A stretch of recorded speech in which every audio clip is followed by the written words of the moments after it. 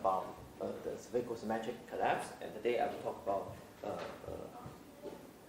sorry.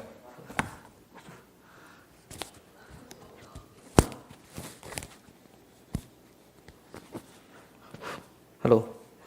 Okay. Today I will talk about some gravitational collapse outside spherical symmetry. Okay.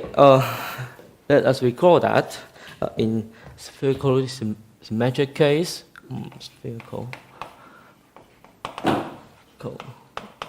spherical symmetry, with a massless scalar field.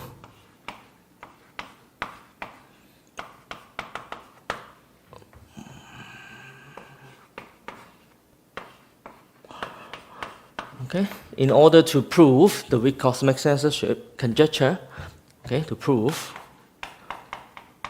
the weak cosmic censorship, we have 3 steps. The first step is to develop a criteria of singularities. Okay, we call that in spherical symmetry, the singularities can only appear, the first singularity can only appear on the central line. And we have a quantitative description of such singularity. And the second step is to develop a theorem of formation of black hole.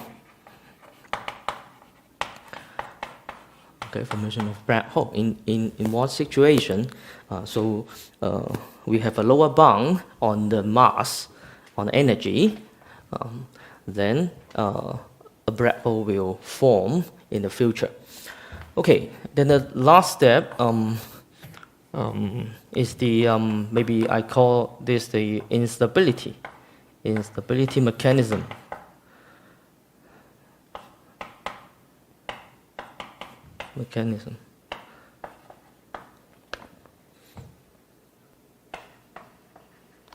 Okay, this means that so in the formation of black hole theorem, we should have a lower bound condition,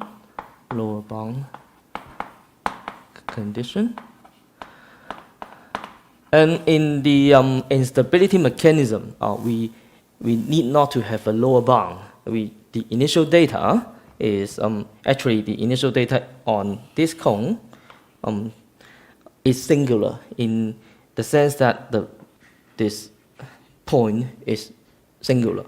The first singularity developed in the first step, and this cone, the initial data here is arbitrary, okay, or generic, okay, in a generic sense. Then for this initial value problem, the lower bound condition of the second step will automatically satisfy in the future. Maybe here, okay, we have 2 sections.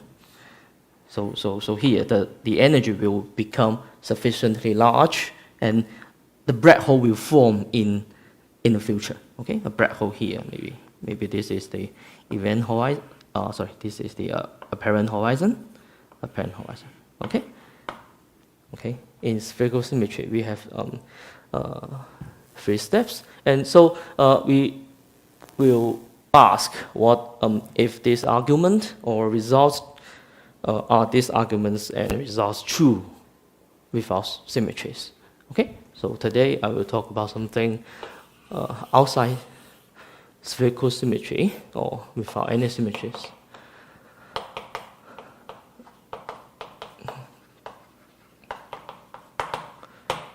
Okay, so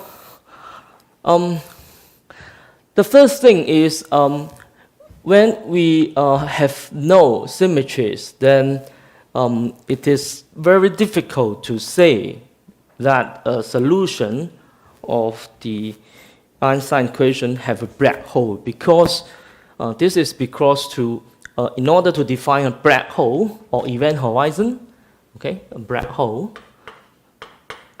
or event horizon, we need we need to require that the space-time has a complete future non-infinity. Okay, complete square plus or asymptotically predictable.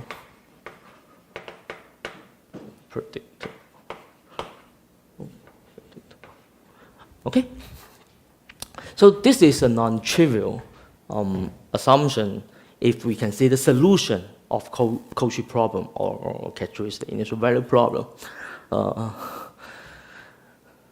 Yeah, because this means that the solution is global in the domain of outer communication, okay, outside black hole. Okay, so we need to introduce a local concept. Okay, this black hole or event horizon may be considered as a global concept, and we need to introduce a local concept to characterize some properties of the black hole. Okay, so a suitable concept is the trap surface, introduced by Penrose. Okay. Okay. So okay, most of you may be familiar with that, but I still write down the definition. Okay, so a trap surface S is a two-dimensional space-like embedding surface, and the mean curvatures are negative with both null normals. So the mean curvatures are negative related to future directed, both future null normals. Okay. Okay. Actually, it is a very strange surface because you can see you can consider a surface which is the t equals to constant, t equals t naught, r equals to r naught in Minkowski. Okay. So it has two null normals. Okay. Okay, it is known that the mean curvatures are 2 over r and minus 2 over r. Okay, one of the mean curvature is positive, and one of the mean curvature is negative. But so the trap surface is very different to the case in Minkowski. So it looks like some embedding surface in this is a trap surface. Maybe I write it TS. Okay, the trap surface. It means that both null normals. So maybe this is null. Okay. Okay. Okay. This is null, and this is another null vector. Okay. This is null, and this is null, and they are the normal vector to this surface. Okay, so in this case, this is the definition of trap surface. You can see this is very different to the case in Minkowski. Okay, so physically, this surface can only appear in a region with a very strong gravity. So this may be used to describe or characterize the properties of a black hole. Okay. In fact, a very important fact is for example, in Schwarzschild. Okay, in Schwarzschild. Okay, the surface T equals to T naught and R equals to R naught less than 2m. Okay, this is also a two-dimensional space-like surface, and this is a trap surface. Okay, this is trap. Okay, this is trap. So you can see the trap surface. Okay, in Schwarzschild or in Kerr, this is the same. They are inside the black hole. Okay, so you may imagine that once you can see a Chap's surface in the space-time, then it may have a black hole. So actually, this is implied by some theorems. So let me tell you some relation between the black hole and Chap's surface. Okay, so between the Chap's surface and black hole. Okay, the first thing is the Penrose singularity theorem, or someone call it in completeness theorem. Okay.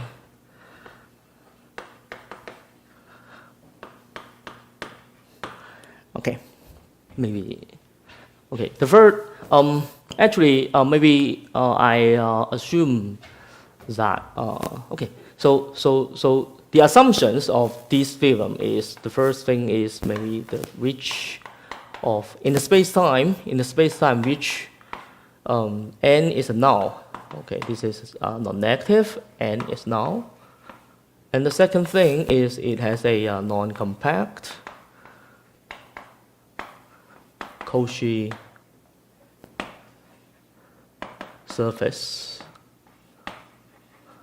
Okay, and these two conditions are not quite essential because they are automatically satisfied in the solution of the Einstein equation with non-compact initial data. Okay, so automatically satisfied. Okay, maybe, okay. So the essential, the last assumption is there exists a closed Chap's surface. Closed Chap's surface. Okay. Then it implies that the space-time, maybe the space-time mg, is not future null geodesically complete. Okay, so it means that the solution is not global. Okay, not a global solution. Actually, I have two types of global solution. The first thing is a global solution means that the solution is future causally geodesically complete, and the second may be just like in the stability of curve conjecture that the global solution means that it is global in the domain of outer communications. Okay, so this means that the first case. Okay, so not a global solution. So maybe singularity solution. It means that okay, there exists singularity. But the nature of the singularity is not quite clear in this field. Okay, so this is the first thing I want to talk about. Okay, the second thing is, okay, the second thing is if we have a closed Chap's surface, okay, we have a closed Chap's surface plus a complete future non-infinity or asymptotically predictable complete square plus, okay, then it implies that there do exist a black hole event horizon, okay, and the most importantly, the Chap's surface, okay, the Chap's surface belongs to the black hole region, okay, so you cannot see the Chap's surface, okay. Well, actually, in the proof, this can be found in the book of Hawking Alice or Watt's general relativity. Actually, this conclusion is true without such a strong assumption, but this assumption is used to simply well define the event horizon. Okay, so okay, this is the second relation, and this is a special sample. Okay, the trap surface in Schwarzschild is inside the Schwarzschild black hole, and in fact, this is true in general. So the second thing is a very particular case. If in spherical symmetry, okay, spherical symmetry,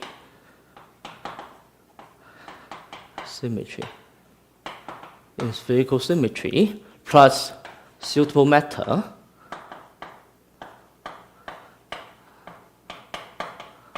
okay.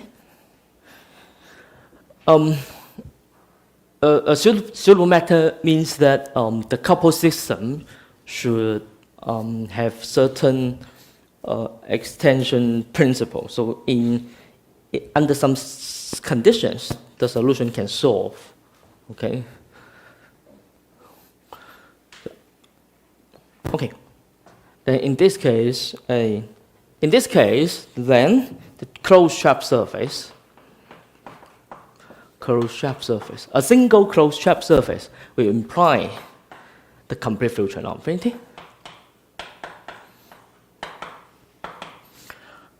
And of course, we have a black hole, event horizon, and trap surface inside the black hole. Okay, this was proved by the Fermos in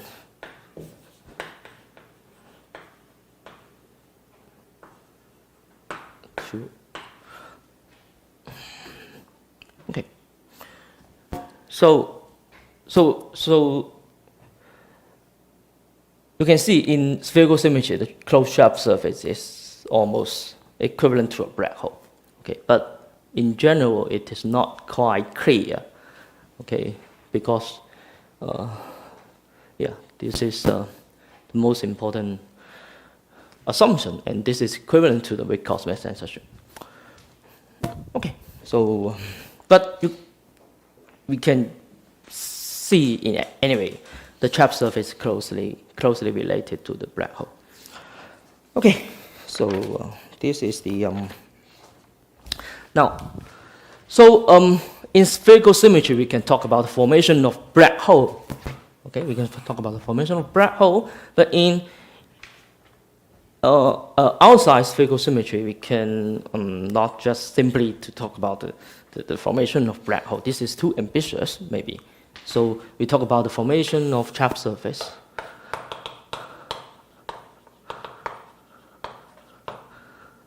Formation of trap surface. Okay, this actually was pioneered by Cristodolo, as you know. Okay, so let me just describe the result of Cristodolo. Okay, let me. Okay. So Cristodolo's result is in vacuum. This is the most important. Okay, in vacuum. It means that the energy momentum tensor is set to be 0. And okay, he considered a characteristic initial value problem. So just like this, and very similar to the spherical symmetric case. Okay, this is the some cone from a point. Okay, and for example, up to some place, the area is maybe minus u minus u naught equals to r naught. Okay, and I draw the light cone here, and it is assumed that here this is Minkowski. So this part of initial data is exactly Minkowski. Okay, and the essential part of the initial data is given here. Okay, here. Okay, so let me denote by this cone is Okay, actually, maybe you know that we are working in the double null foliation. Okay, let me just make some double null foliation.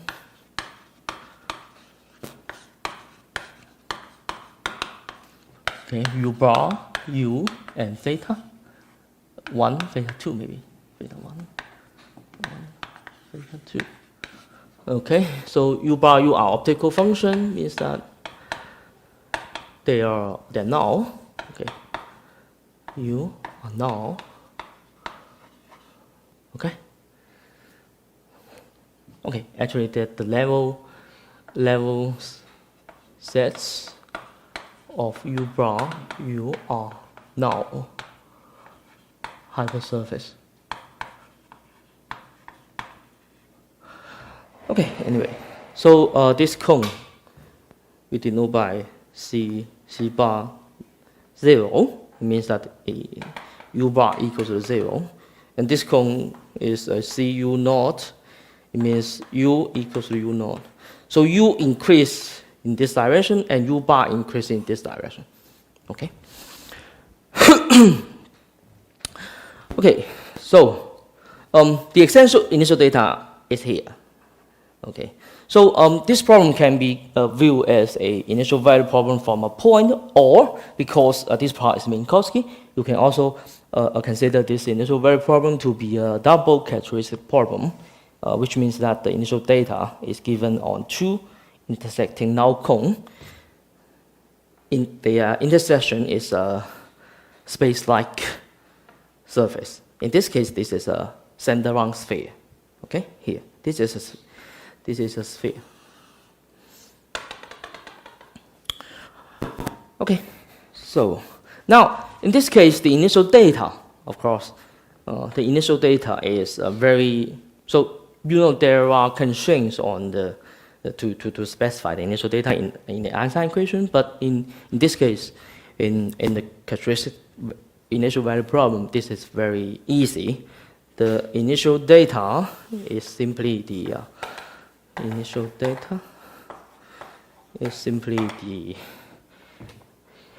conformal metric G. Conformal. Maybe I write in this. So this is some metric G hat slash. Okay. So u bar theta. Okay. You have three variables. Okay. This is null direction and two spherical directions. Okay. And its role is the conformal metric, because if we have this initial data, then the full index metric of these sections, okay, the full metric of spherical sections, let me denote by G. Oh, sorry, G slash is given by phi square plus G slash hat, where phi is determined by G hat slash. Okay?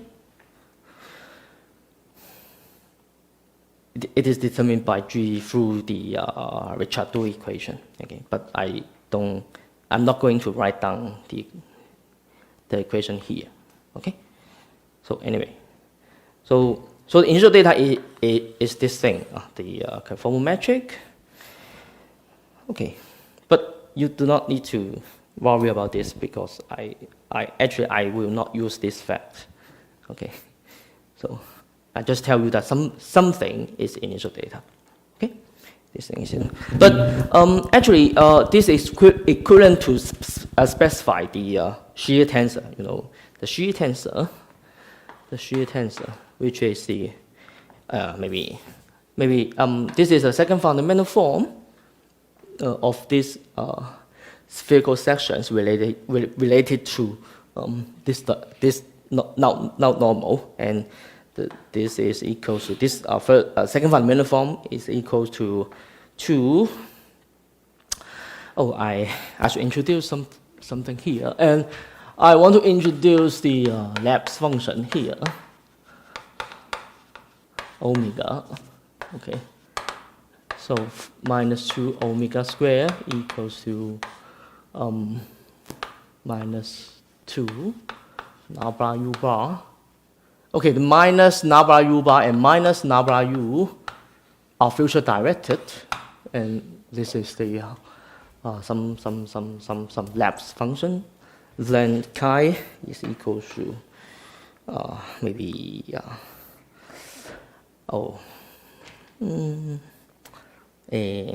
let me think about that. And we also have let me denote L bar to be. Let me think something.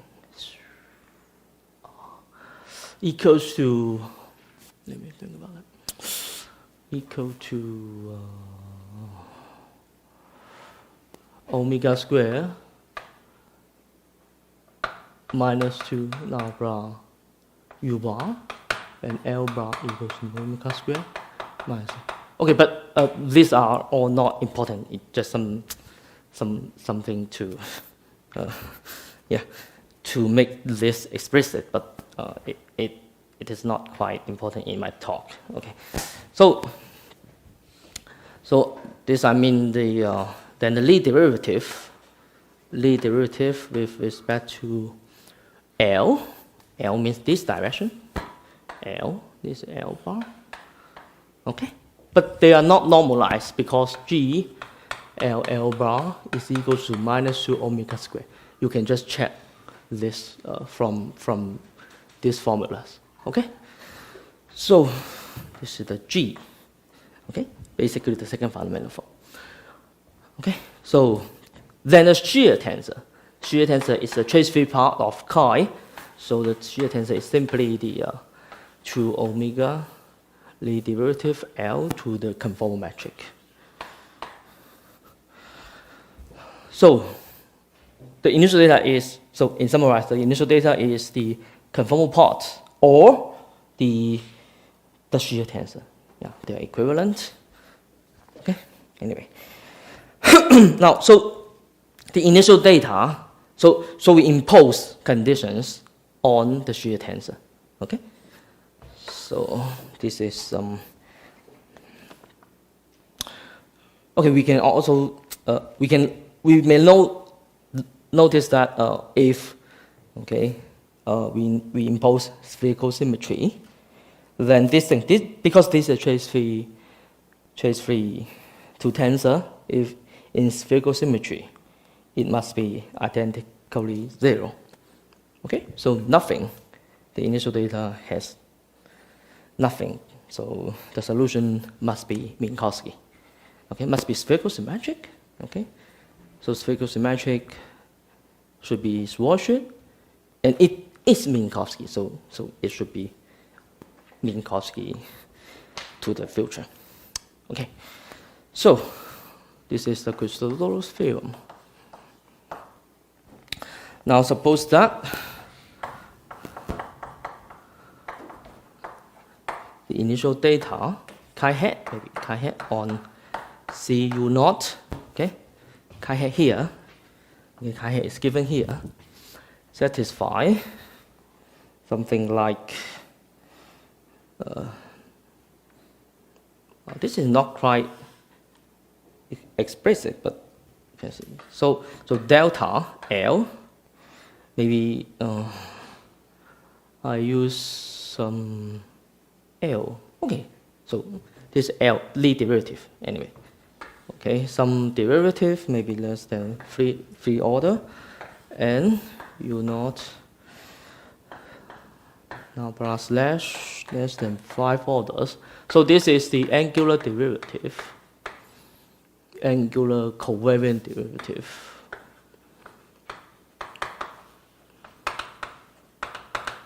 Angular covariant derivative related to G slash. Okay, it is spherical derivatives. So on the chi hat, Okay, we take a L2 norm. Okay, L2 in S, I mean SU bar and U naught, which means that SU bar U is the C bar U bar intersect C bar U. So it is the intersection of the level sets, this null hypersurface. So this is simply the sphere SU bar U. Okay. So the initial data. So because this is on CU naught, so U equals to U naught.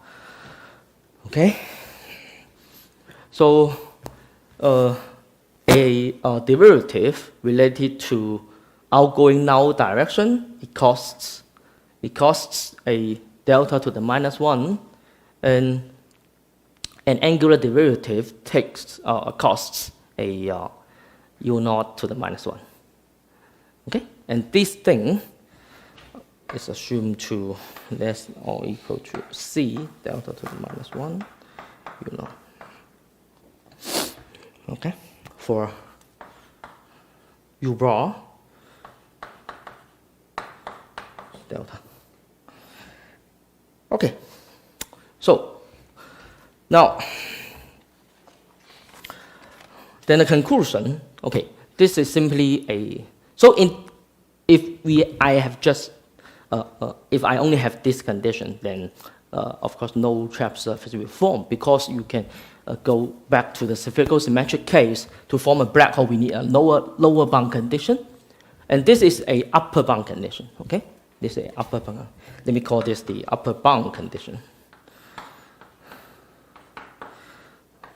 Okay, the upper bound condition is used to do a priori estimate to guarantee the existence of the solution.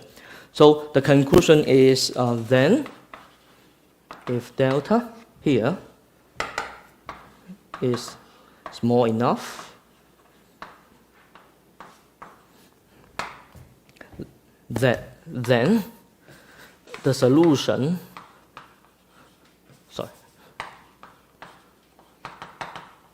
exists in the region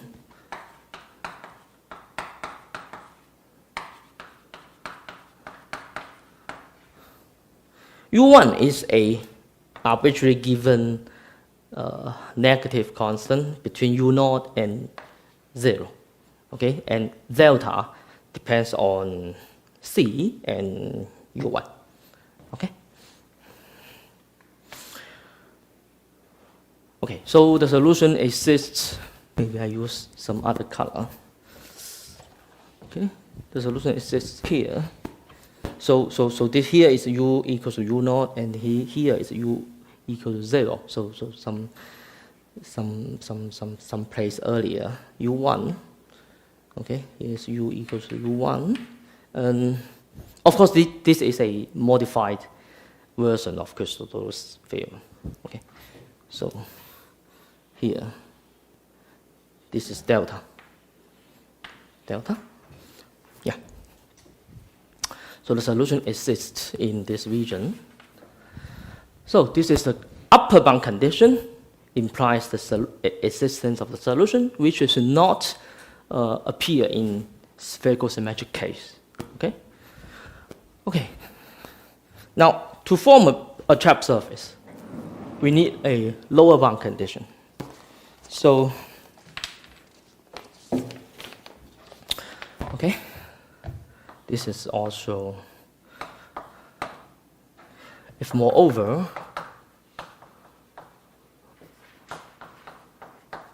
C0, this is the lower bound condition. Okay, in each angular direction, the integral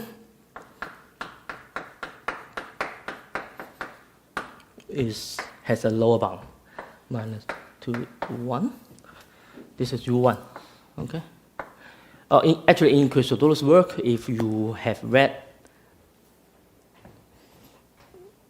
U1 is taken to be -1. Okay. So, but it is trivial to extend to arbitrary number. Okay. So then, as delta U1 is chap. So this is chap. This is chap. Maybe I draw another picture. So here, this is Minkowski. This is initial data. So the solution exists here. In U1, U0, 0, delta. And this is a chap surface. Okay, so this is the lower bound condition in analog to this lower bound condition, and that is an upper bound condition. Okay, without symmetries, this is needed because we use it to prove the existence of the solution. Okay, while in spherical symmetry it is not needed, and the lower bound condition are needed in both cases. Okay, because this is something like maybe this is the geometric condition, and that is a analytic condition or some condition PDE side, and here is the geometric side. Okay. Okay. So actually, as you know, this is the first result on the large data problem of the Einstein equation.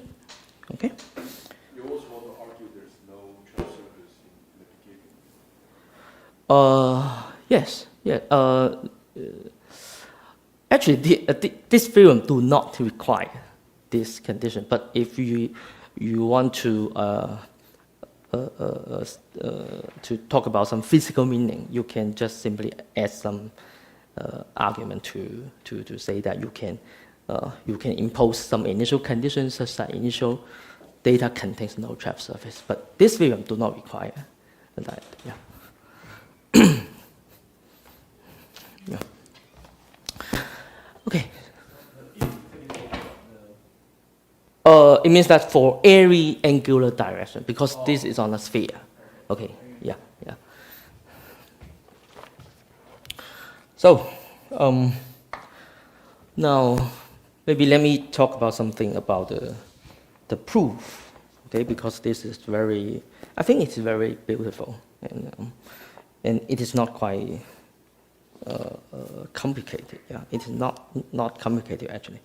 So.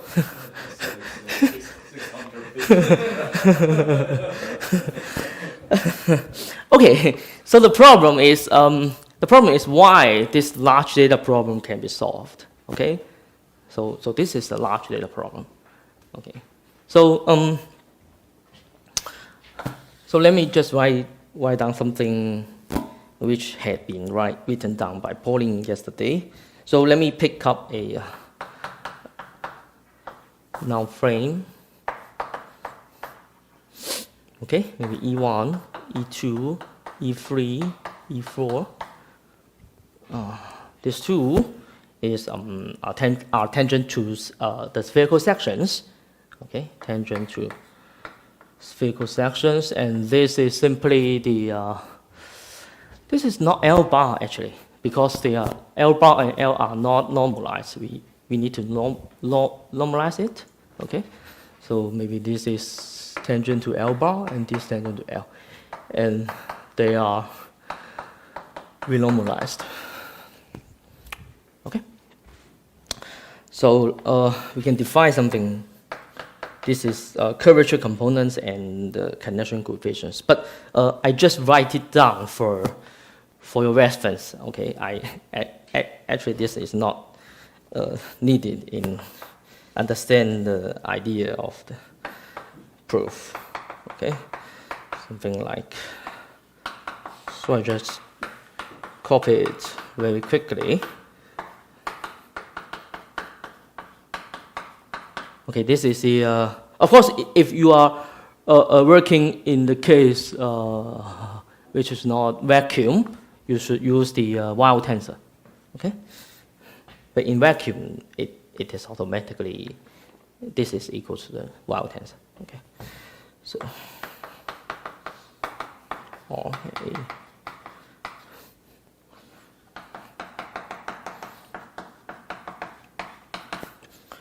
sigma. So this is Hodge-2 in the space-time. So you may observe that if you have bar, then we have more free here. Okay. Of course, this is the same. Okay, it is in the middle. Okay, if you have no bar, then you have more 4. Okay, this is very similar to the null conditions or null structure. Okay, so maybe this is bad, this is good, or this is good, this is bad.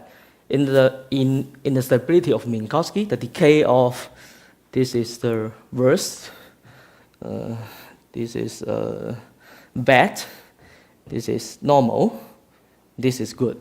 Okay, so okay, but in this case, it is changed. Okay, so this is not good, this is bad, this is not quite bad, this is okay, this is good, and this is excellent.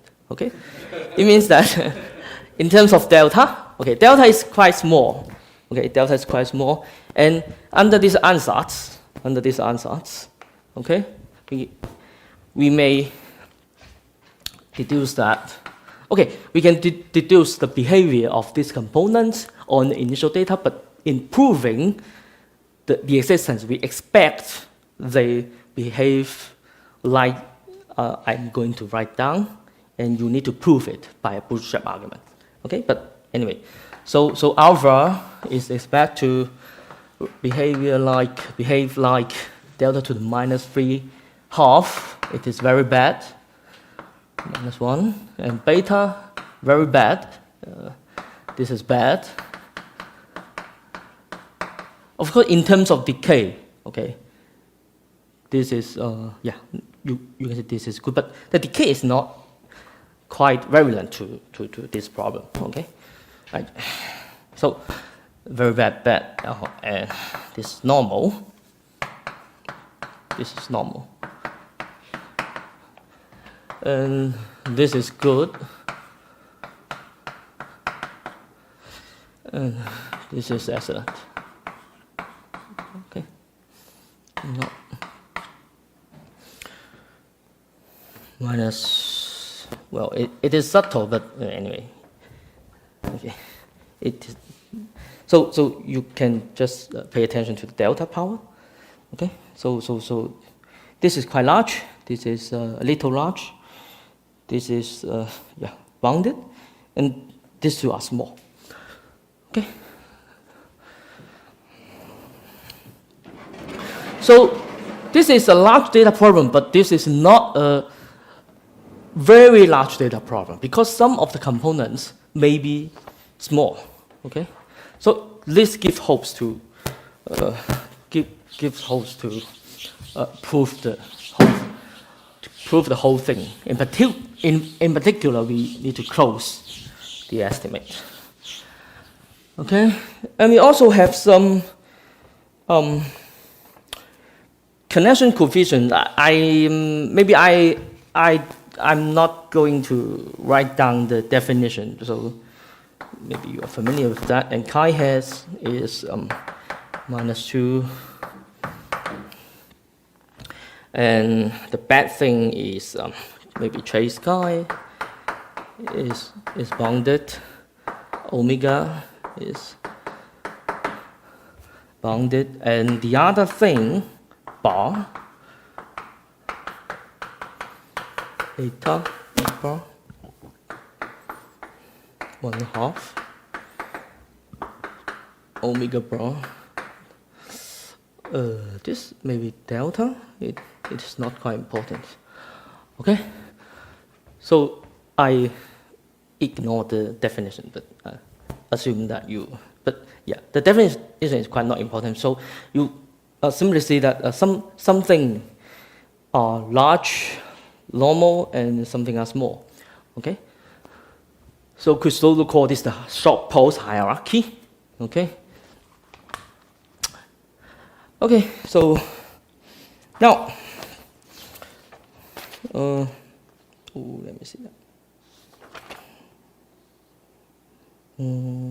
It is also.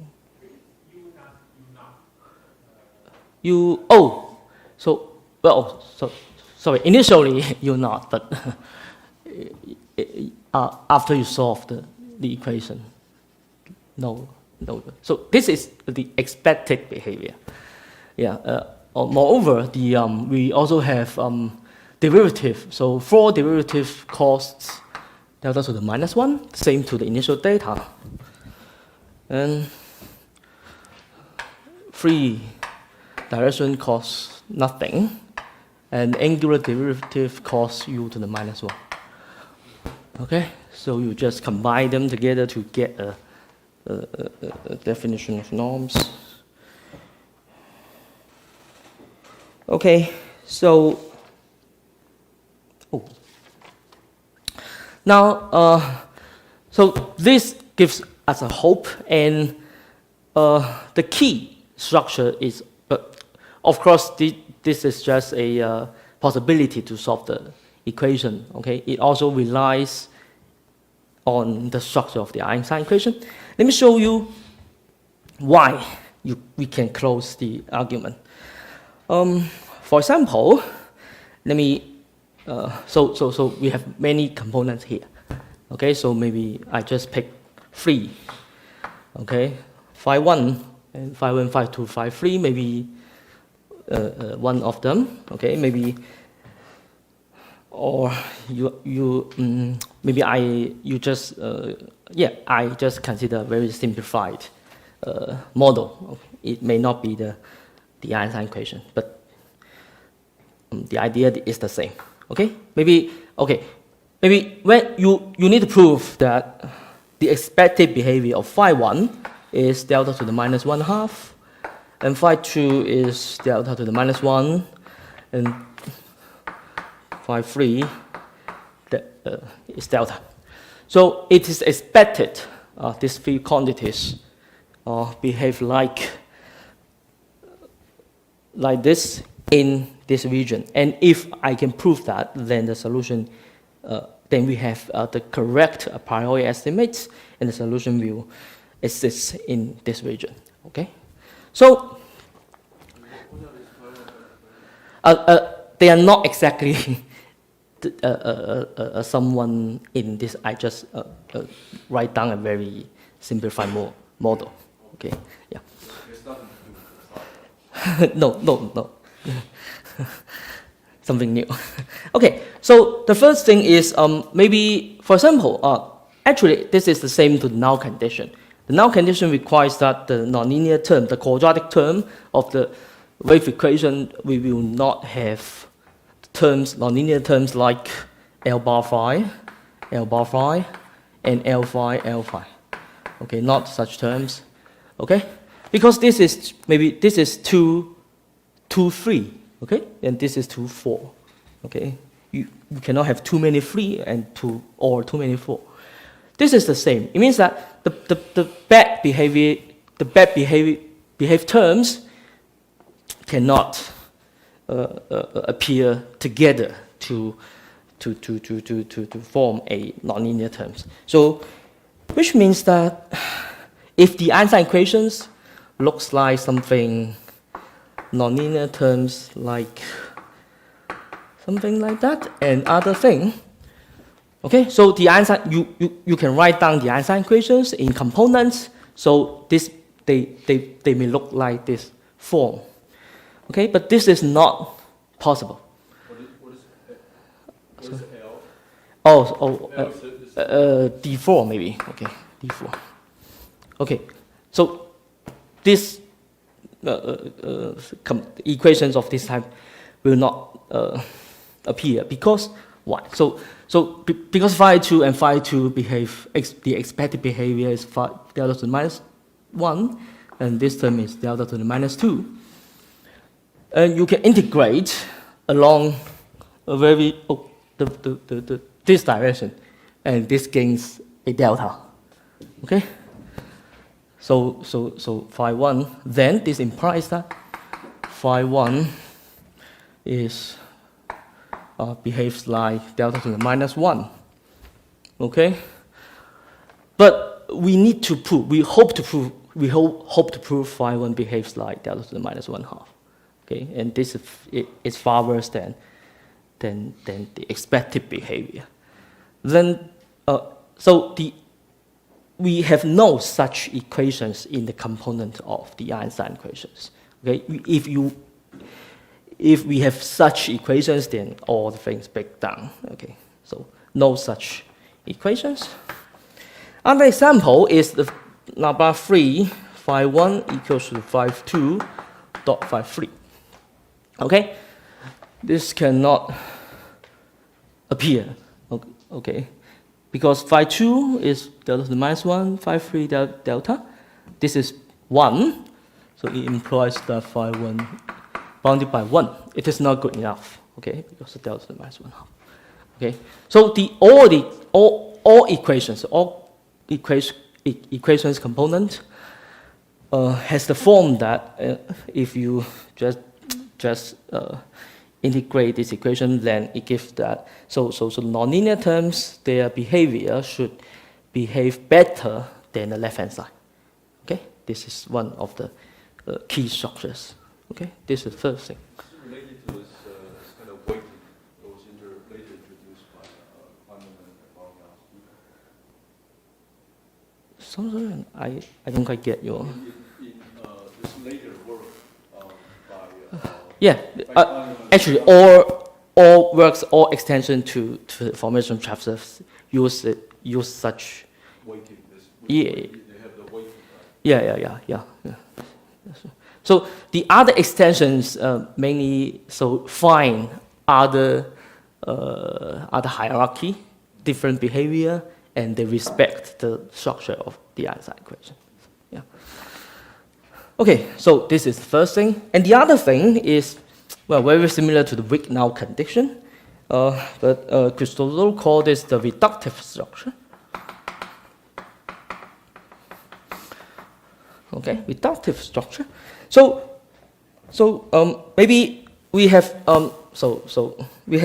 maybe we have such equation, something like phi 1 dot phi 1. Okay. So, okay, now phi 1 is delta to the minus delta to 1/2 delta to 1/2. So L bar do not gain anything. So phi 3, this implies phi 3 is it looks like delta. Okay, this is the same, but this is not enough. Actually, this is nonlinear. Okay, so this is just like something like d is a derivative of any possible derivative, and d phi equals to phi square, something like that, and you cannot expect that we can obtain estimates from this equation. So this is not enough, actually. But fortunately, maybe you can find that in some other equations can give you an estimate of phi 1. So maybe there is such an equation, phi 2, phi 3. Okay, then phi 2 is delta to the minus 1, phi 3 is delta. Oh, maybe, yeah. Phi 2 is minus 1, this is delta, and we have okay, sorry, number 4, so this gain as a delta, so it implies that phi 1 is delta. Okay, of course it is expected to behave as delta to the 1/2, so we have a room delta to the 1/2. So if we choose delta sufficiently small, okay, delta is sufficiently small, then this nonlinear term can be cubed. Okay, delta is sufficiently small, then all the things can go wrong by a bootstrap argument.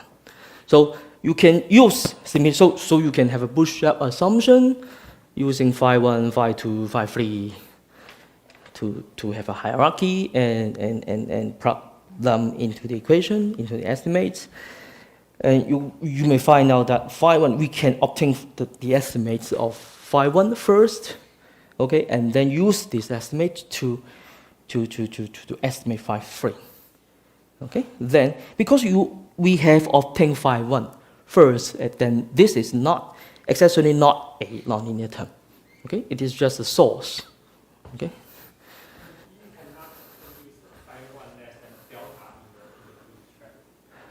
Well, yeah. If you expect this, then the whole thing breaks down.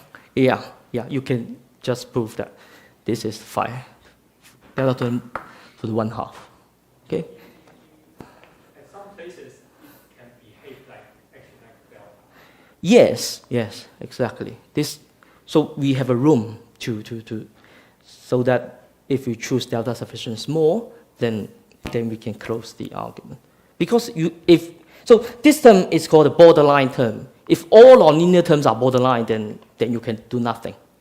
Okay? You should have some terms like this is non-borderline. Yeah. So this is the main idea.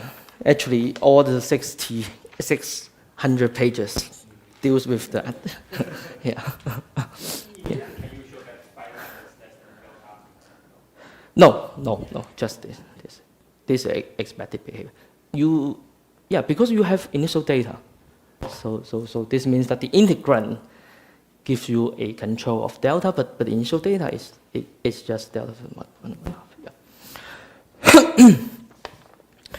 Yeah, this is the upper bound condition. So this is the idea of proving the existence.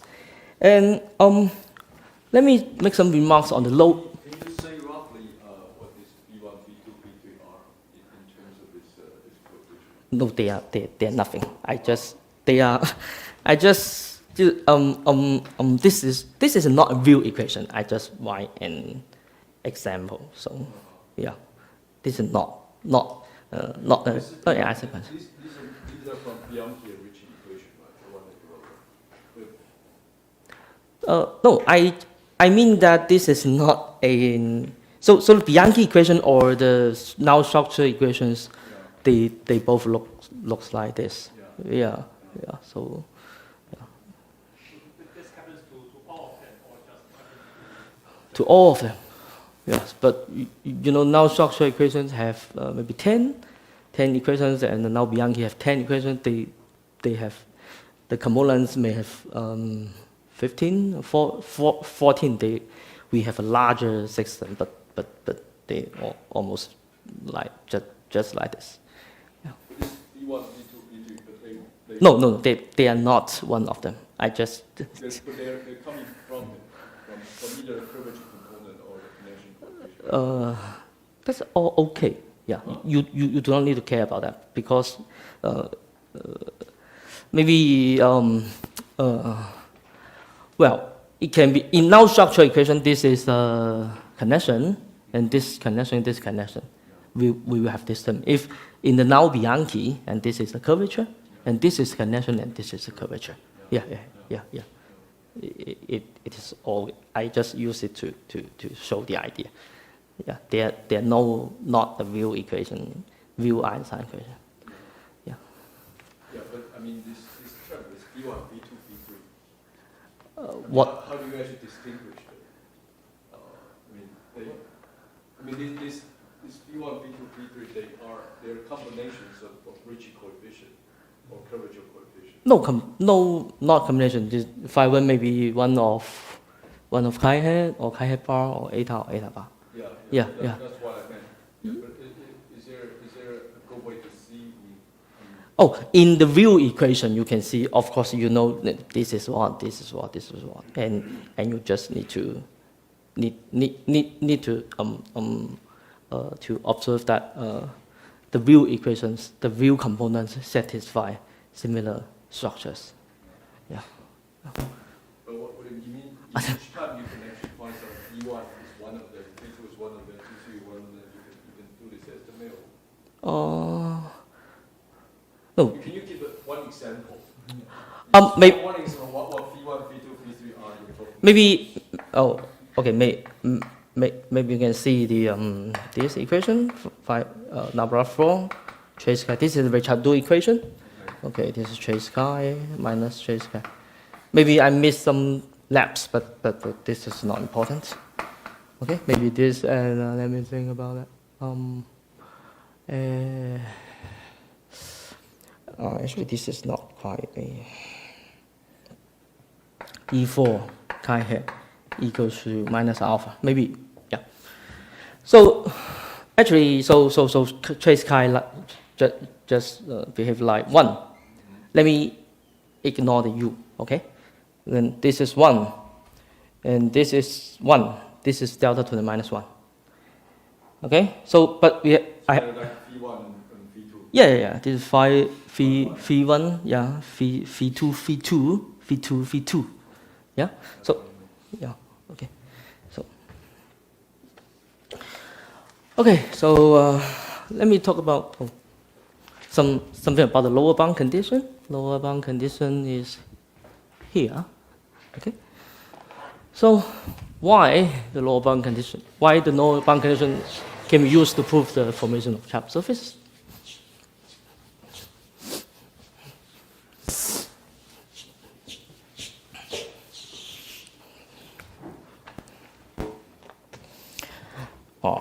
So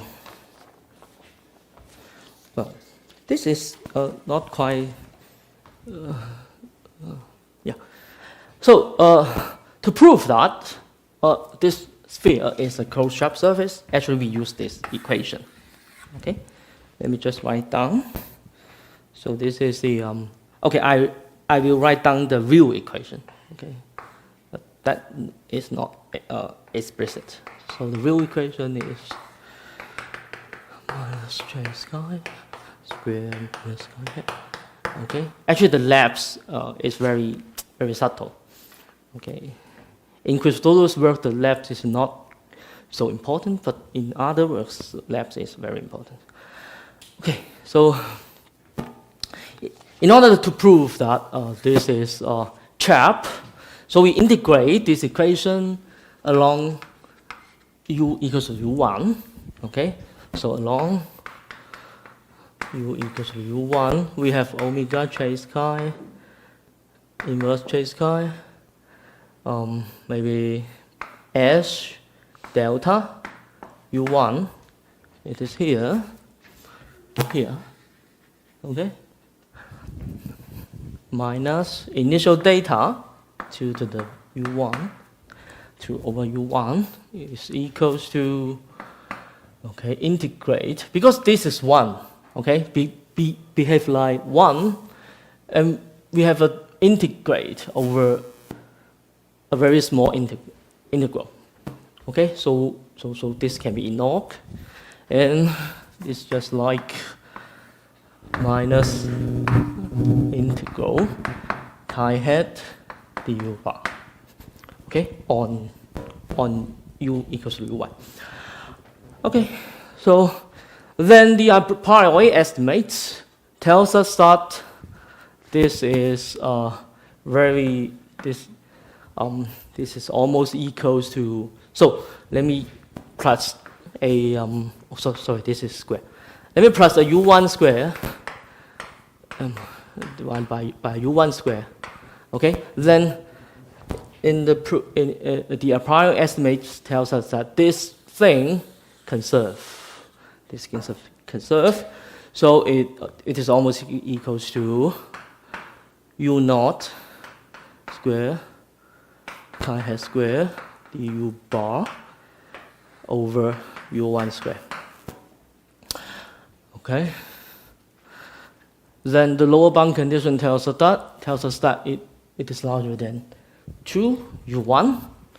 So this is less than minus 2 over u1.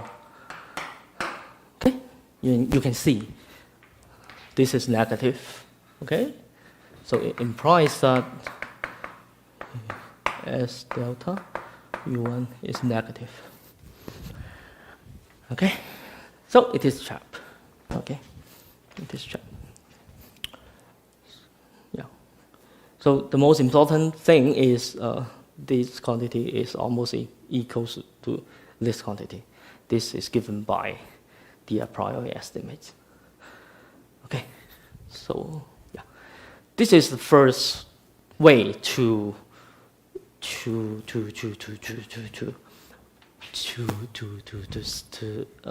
study the lower bound condition. We have another way to study the lower bound condition. So actually, you can prove that this thing, this is one way. Okay, this is another way. You can prove that actually, if delta is sufficiently small, then this thing,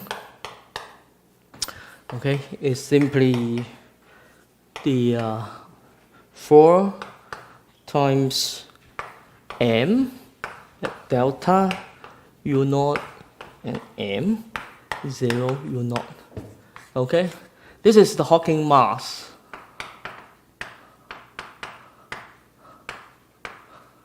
Of S delta u naught.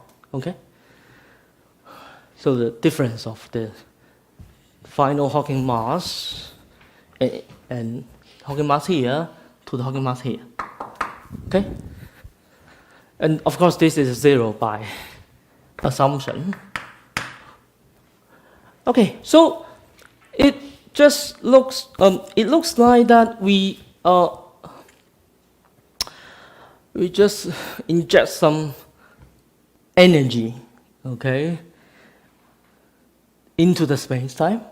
And this short pulse hierarchy tells us that almost no energy will radiate outside this region. Okay, all energy comes deep into deep near this point. Okay, all energy goes in, so the space-time just from Minkowski, the Minkowski becomes the some space-time with mass. Okay, this is the mass. Okay, almost the mass. So now in Schwarzschild, if this is the mass, okay. If this is the mass, so in Schwarzschild, okay, we call that in Schwarzschild, the sphere less than 2m is trapped. Okay, this is trapped. So you can compare these two things because this is the energy. This is the energy. So energy divided by 4, so this is the 2. So this is almost maybe equals to u naught chi hat du bar 2 maybe. Yeah. Okay. And what is this? This is by lower bound condition. This is simply 2u1.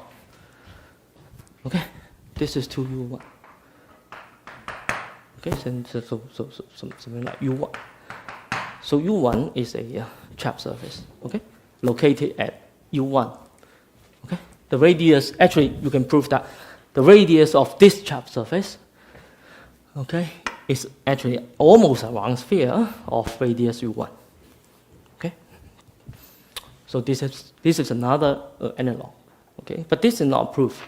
This is a proof, okay? But of course they are the same because in proving this relation, you need to use the Ricciardo equation. So they are the same thing actually. Okay, this is this is Christodoulos' work, and let me finally tell you some other extensions. Let me just.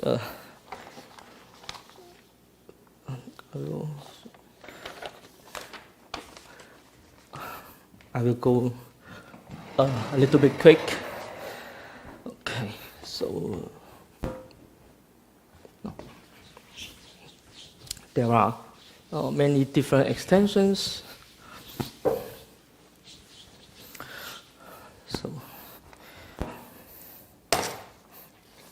So the first extension may be first extension due to Kleinemann and Rodiansky.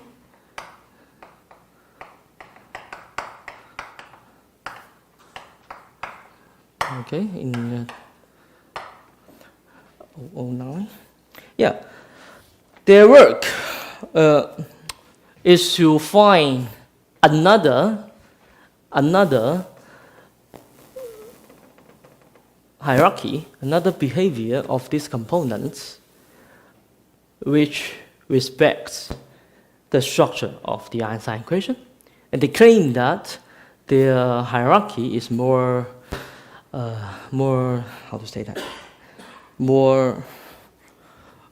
easier to write down the proof. Okay? So their hierarchy is something like alpha is delta to the minus 3/2. Beta is minus 1/2. Rho sigma is 1. These are the same to Christodoulou, and the differences is beta bar is delta to the minus 1/2, and alpha bar is delta to the minus 1/2. Oh, sorry, this is delta. Okay, they claim that this is more easier to check because maybe you can see the gap between beta and the terms and these terms, the gap is the delta to the 1/2. Okay, and this is delta to the this is the gap between alpha and beta is delta, and so alpha is called a normal terms in their works. Okay, and these are normal. Okay, alpha is a normal. So they claim that Christodoulou's answers has more normal terms because you can see the gaps is not quite regular than their answers. Okay. Moreover, their Nabla 4 cos delta to minus 1, and Nabla 3 cos 1, and delta Nabla cos delta to the minus 1/2. This is the main difference. Okay. Yeah. So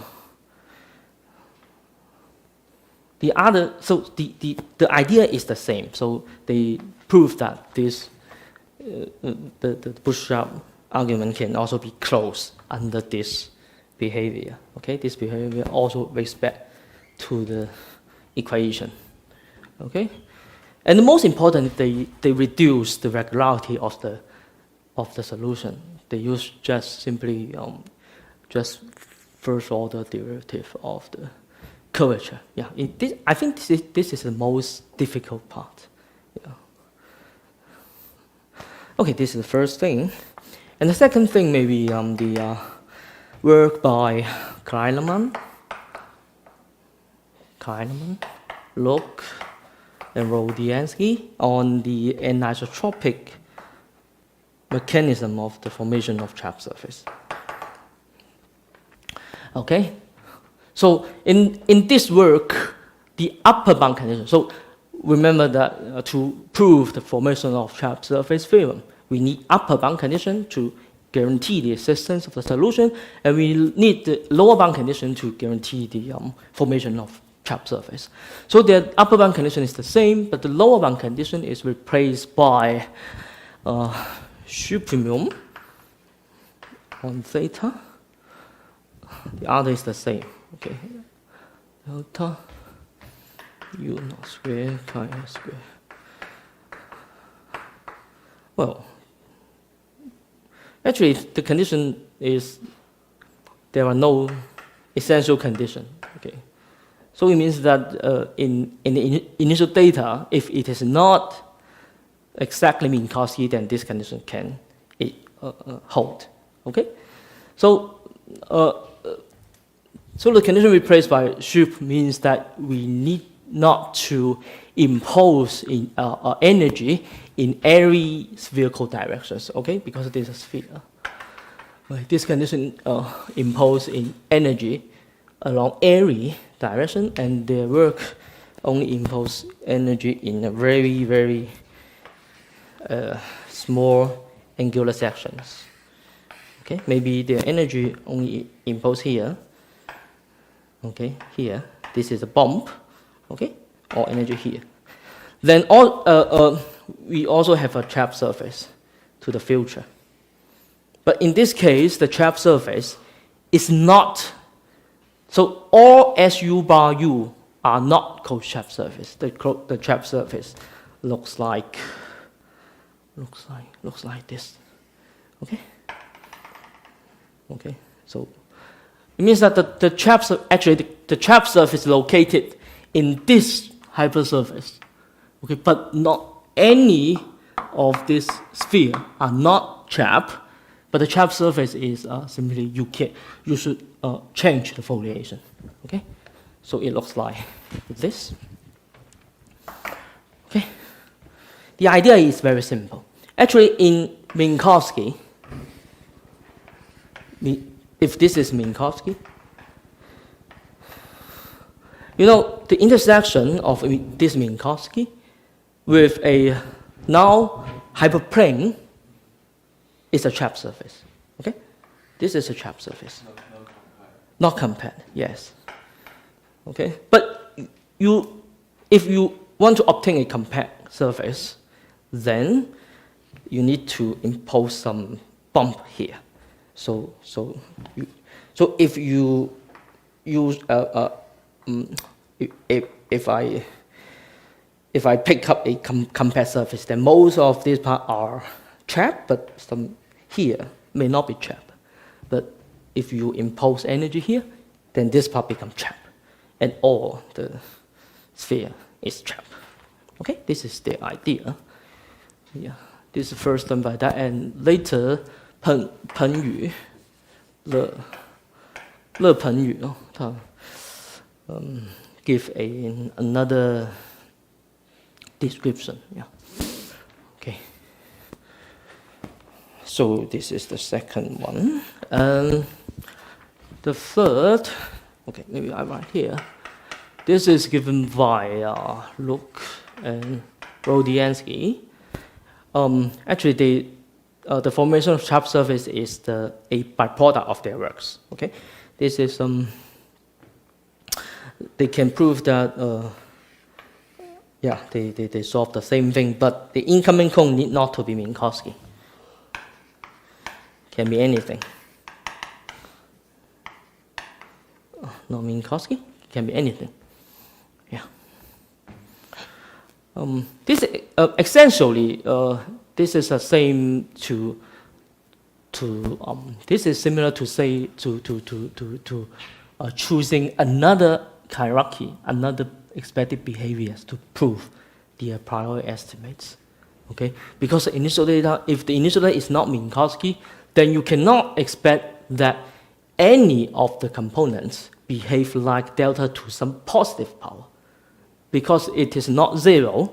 Now, it is not zero. It is bounded. So this cannot be delta to the positive power. Okay, the best behavior is bounded by 1, and they can also prove that the a priori estimate can be close. Okay, of course they prove many other things. Okay, this is just last chapter. Okay. Okay, this is okay. 10 minutes, and now I want to introduce my own works. Maybe here.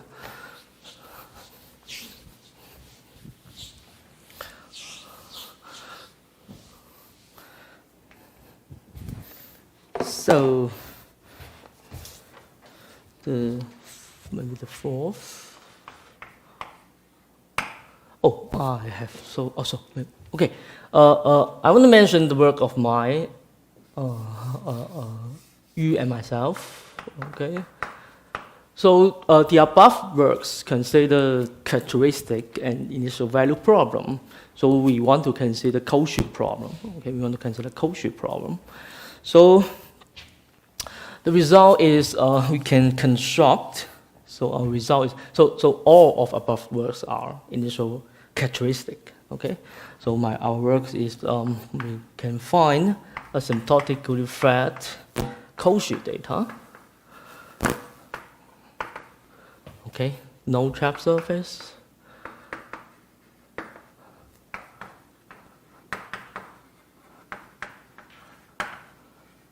But the solution, the future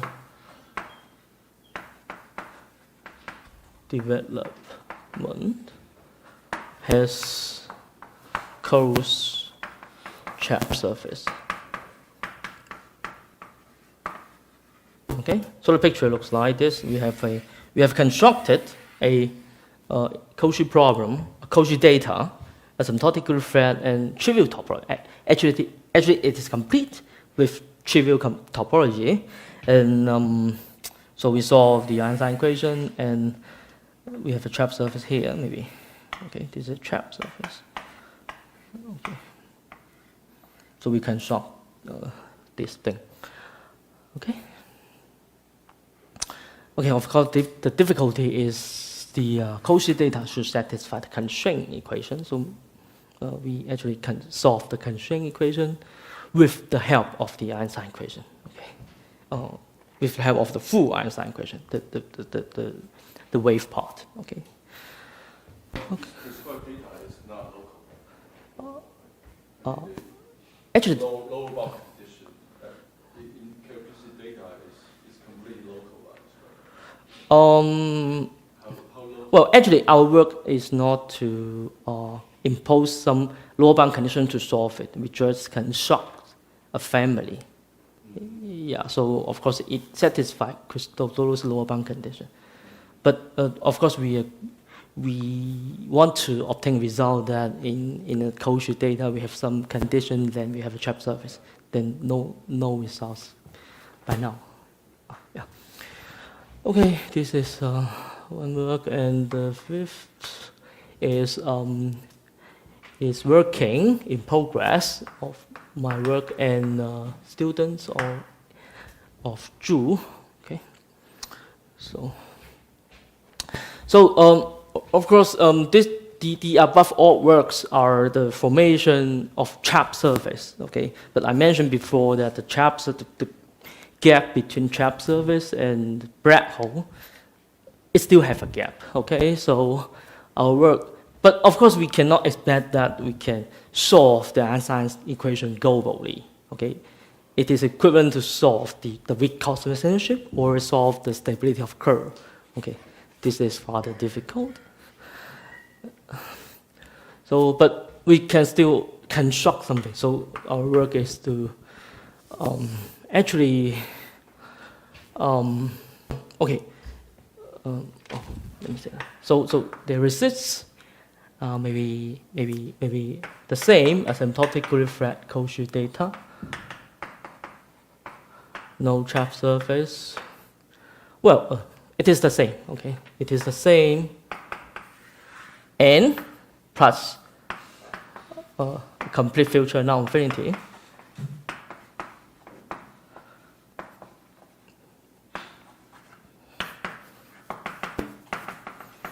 Complete future non-infinity.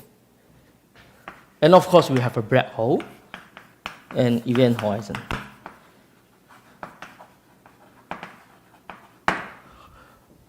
Okay, it means that we can construct a space-time, okay, in the whole domain of our outer communications, which are not achieved by previous work.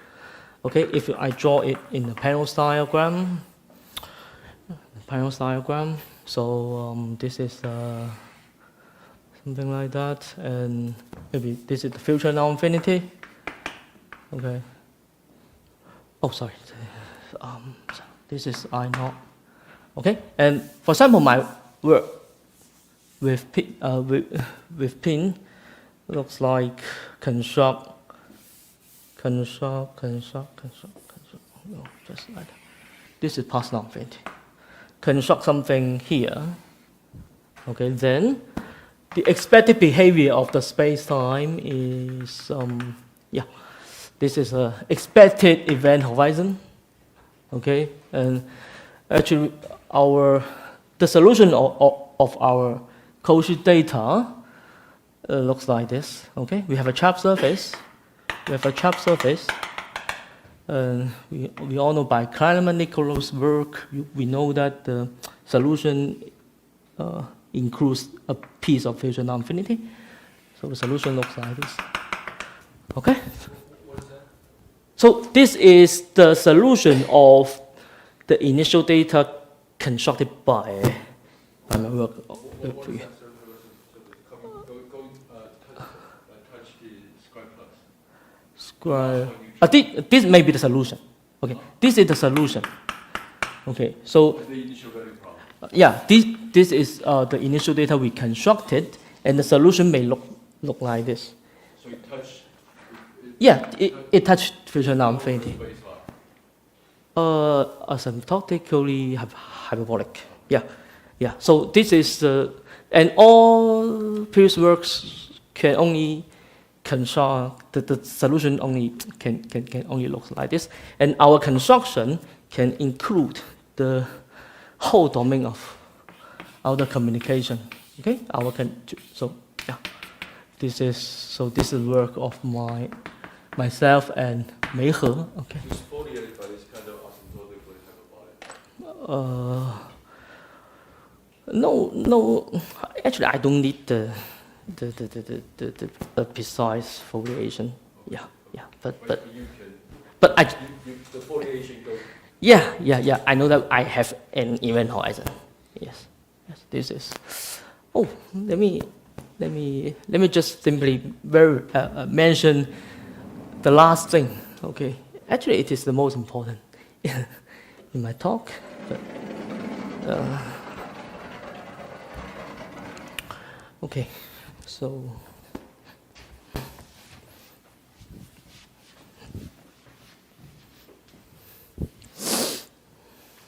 Okay. Let me mention the other extension given by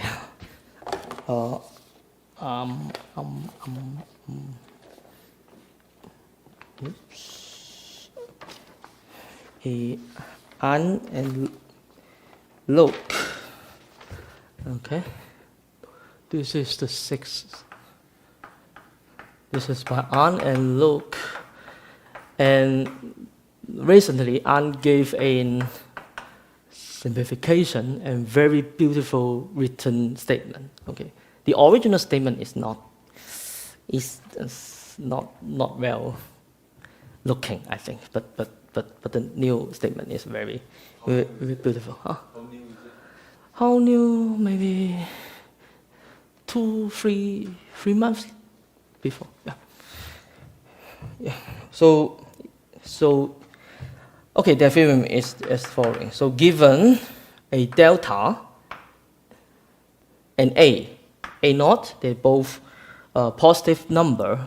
Delta is small, a naught is large. Okay, such that a naught large enough, depending on delta, or delta small enough, depending on a naught. Okay. But a naught should have a universal lower bound in larger than this lower bound. Okay. Anyway, so this may be the correct statement. Then we have a upper bound condition. It is D4. Well, 4.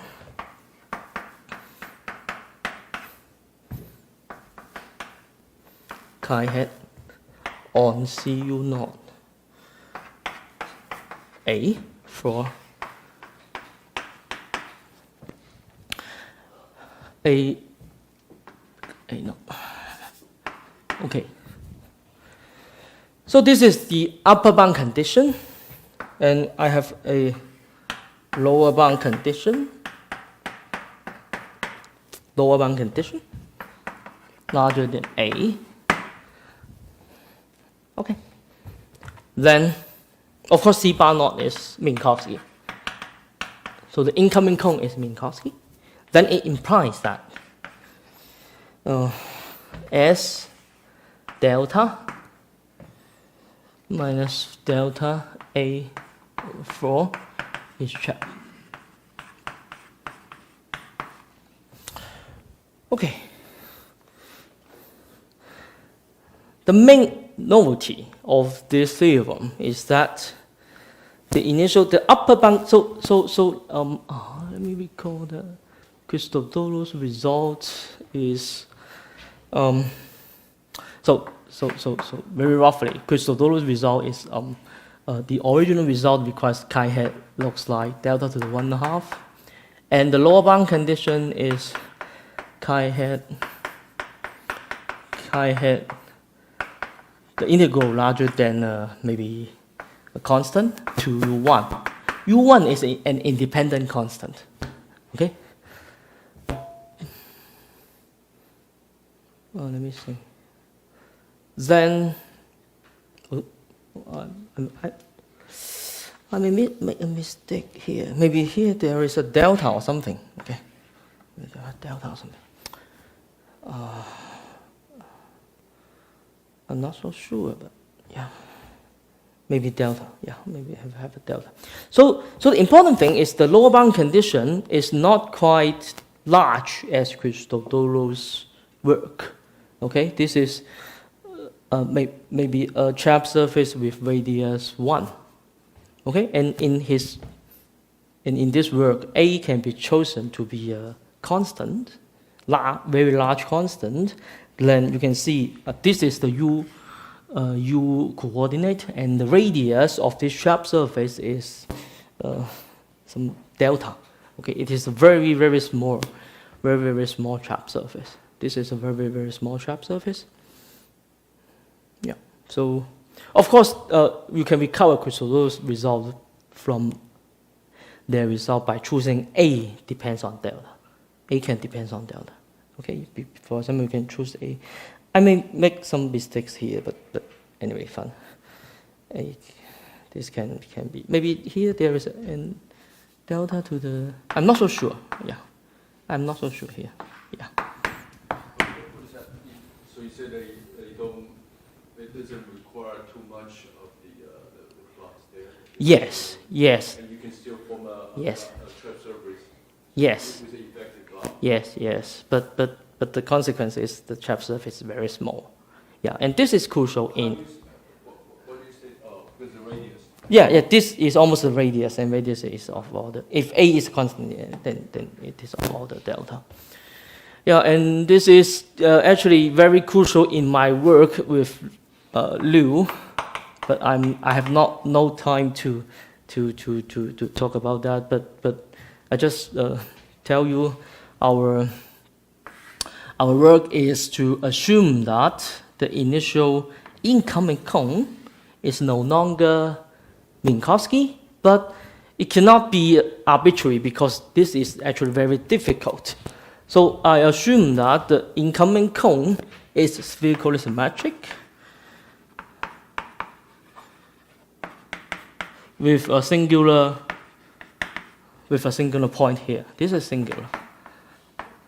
And of course, the only singular spherical symmetric solution in vacuum is Rorschach. We need to consider the impose add some matter field. Okay, so we also consider the massless scalar field. Okay, then this part is spherically symmetric. Actually, this is not quite a strong restriction based on the existing techniques, because you can see most of the work requires that this is Minkowski. It is actually spherically symmetric. Okay. Of course, we are trying to drop the spherically symmetric assumption. Anyway, so this is spherically symmetric, and this is arbitrary without symmetry. And actually, we can also prove that just very similar to the spherically symmetric case, because we want to prove the strong cosmic censorship.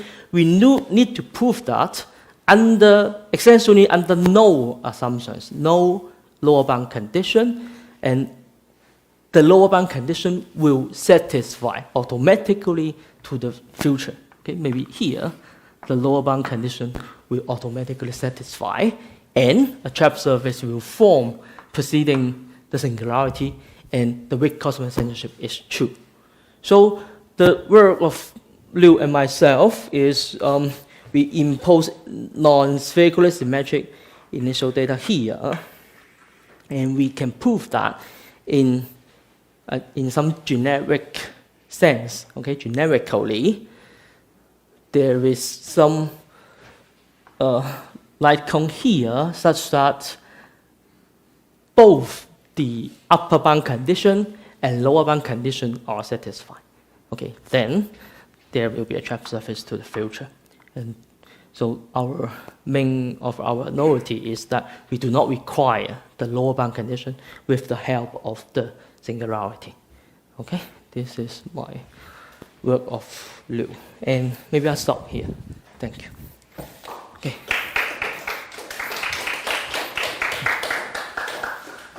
Okay.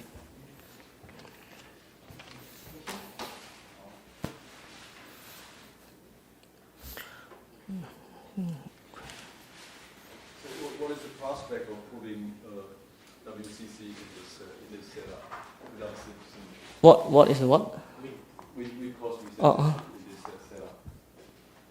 The prospect, and you must be thinking.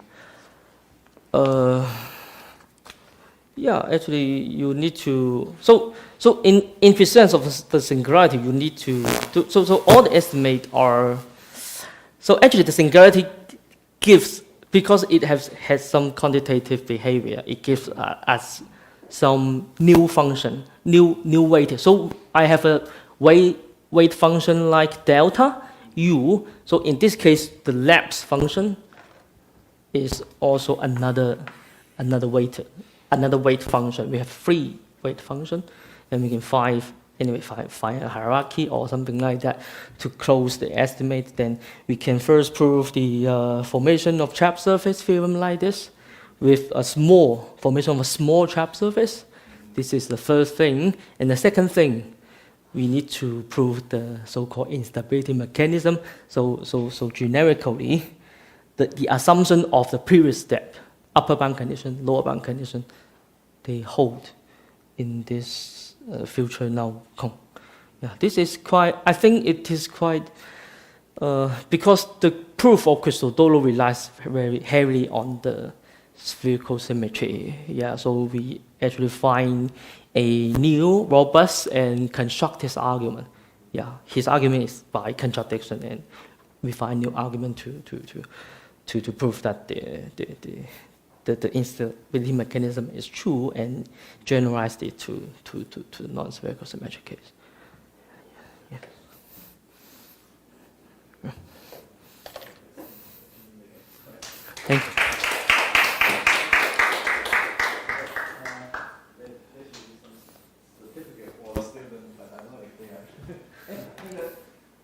So,